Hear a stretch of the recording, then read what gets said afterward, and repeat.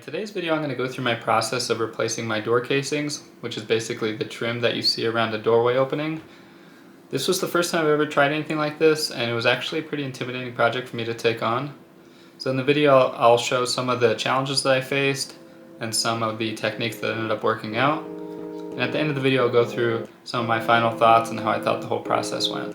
So stay tuned. Alright, time to get my hands dirty here. First step is to take off the old door casings. And I'm using 3 tools here. Razor blade to cut all those caulk lines around the outer edge and the inner edge. I'm also using that beautiful tool, that 7-in-1 painter's tool, and a hammer just to pry the boards off once the caulk is cut. Not too bad. After that, I'm going back and pulling out all the nails and scraping up all of those caulk lines that were left. I'm also just hitting it up with the sander a little bit. Probably not necessary, but I just want to get it as clean as possible. Here I'm just taking off all those last residual pieces of caulk. Next step was to get all my materials ready to go and painted. This clip, although it looks like it, is actually not sped up, so it's pretty impressive just how much time you save using a paint sprayer. My next step here is to cut out a jig from some plywood to be able to measure out my reveals better.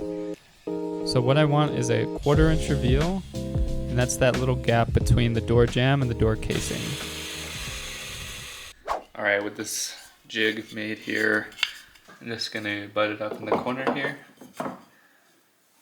Mark off where I want my reveals. And that's what I'm going to line up the casing to. So the general layout of the door casing is going to be 3 different boards. There's one on each side and one across the top. And they're going to be joined together with 45-degree mitered cuts on the 2 top corners. So after I cut out the 3 boards for this opening, I am going to pre-assemble the door casing using some CA glue. So this is a 2-part glue. One is the glue itself and a second is a spray activator that'll make it harden almost instantly. Here we go. One shot. Alright. So after I had the door casing assembled,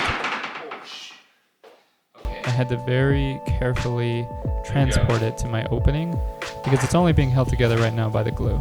And the reason I decided to pre-assemble these versus just nailing on the 3 boards by themselves is because the glue allows you to have more control when you're putting the joint together and keep that joint as straight and clean as possible, whereas nailing introduces risks of making them uneven. There's no nail there. What the hell? So to actually fasten these door casings to the wall, I am first lifting them up to align to those 1/4 inch reveal lines I drew on earlier, and then nailing them in with a brad nailer. So the bottoms of these actually don't line up that great. Yeah, where it's hanging naturally, it's like over too far to the right, so I'm gonna just lightly shift it to my reveal line. So this one again, same thing. But I gotta say, based on how this miter came out, super glue is definitely the way to go.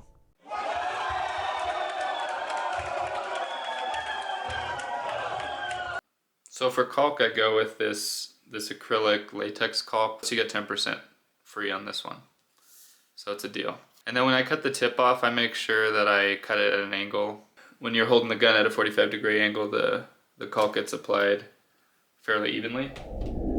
So caulking is pretty straightforward, but it's essential to giving these door casings a final finished look. And I'm putting a pretty generous amount in there and just wiping off any excess with my finger. And in cases where there are gaps around the miter joints, I'm also caulking within those. So I have this hallway here that is definitely going to be the trickiest part of the job. The first challenge is that the doorways are close enough together where I can't fit a full piece of my casing. I have to rip down this side of this casing and this side of this casing skinnier so that it butts up right against this one.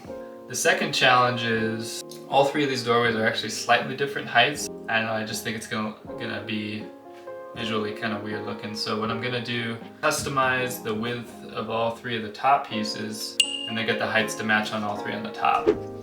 So because I ended up changing the widths to a couple of the boards and changing the heights of the top boards, it wasn't going to allow the miters to line up. So with these ones, I ended up just gluing together some butt joints and just butting them up together. Same process with the super glue, and I think it still came out okay. So as far as tools go that I used to complete this job, I used a table saw to rip down the boards to their final width, which you could also do with a circular saw on a straight edge. And I used a miter saw to cut out all the angles on the boards, which you could also do with a miter box and a handsaw, although you'd be absolutely crazy to do that. And I also used a brad nailer to nail in all of the boards, which you could also nail in by hand. And you would also be absolutely insane to do that. Yeah. So at this point, after having done a few doorways, the most difficult part I was facing was getting my measurements and cuts to line up exactly to those 1/4 inch reveal lines all the way around. Definitely requires a high amount of precision. Yeah, this happens.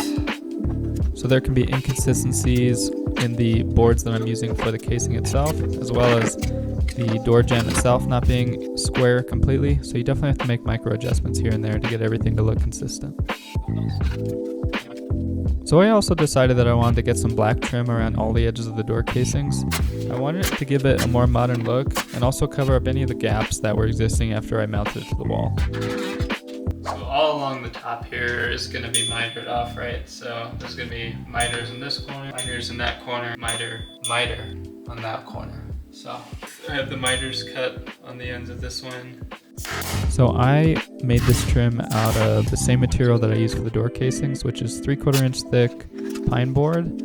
And I just ripped down 1-inch strips from the original stock of 5.5 inches wide and painted it black. The idea to add this on here was actually more to match the baseboards that I had done previously that had this same trim on it. I thought it would give it a pretty cool look to wrap from the baseboards around the doors and so on, so I just continued the pattern around all of my doorways.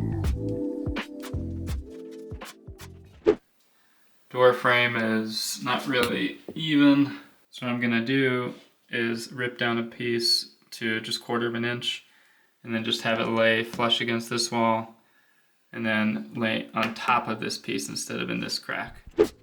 So the old door casings that I took down were about 2.5 inches wide, and now with the trim and the whiteboard included, it's about 4 inches. So I'm adding a full 1.5 inches onto this.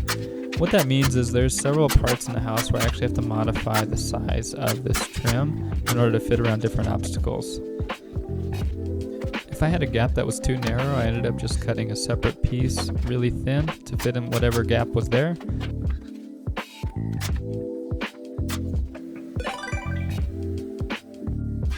And then there are other cases where I had enough room to just carve out a section from my original piece of trim.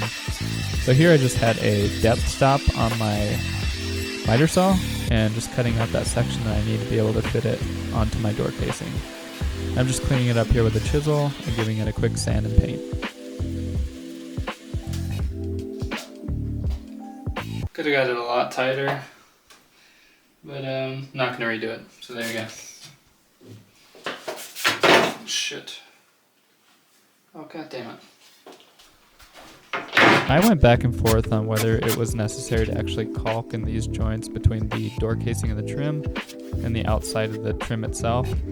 Ultimately, I decided it looked a little bit cleaner having that caulk in there, plus it didn't take me very long to do it anyway, and I'm pretty happy with the result.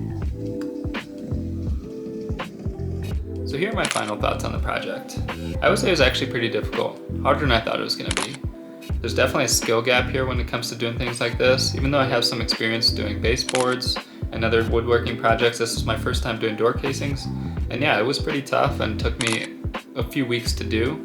Of course, a video like this makes it look like I'm doing it pretty quick, but there was definitely a lot of time spent trying to figure things out. Overall though, I still had a pretty good time doing it, and I'm happy I did it. I'm very happy with the result, but it definitely took some blood, sweat, and tears and some learning as well. So if you're considering doing something like this, go for it. I had a great time and had a lot of things that I learned that I can take on to the next project. So best of luck, and thanks for watching.